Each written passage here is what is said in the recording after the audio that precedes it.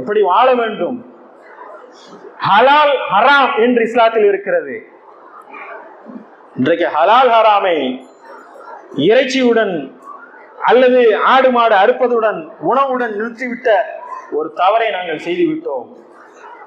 ஆனால் ஹலால் ஹராம் என்பதை இஸ்லாம் சாப்பிடுவதற்கு மட்டும் சொல்லித் தரவில்லை.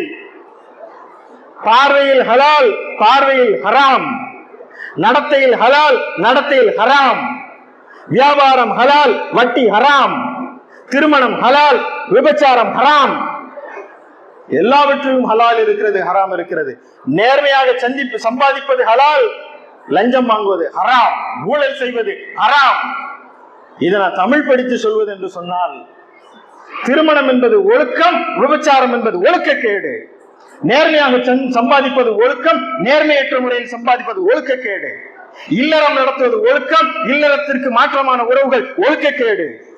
இறைவன் அனுமதித்தவற்றை உட்கொள்வது ஒழுக்கம், அதற்கு மாற்றமாக மது அருந்துவது போன்ற செயல்களில் ஈடுபடுவது ஒழுக்கக்கேடு.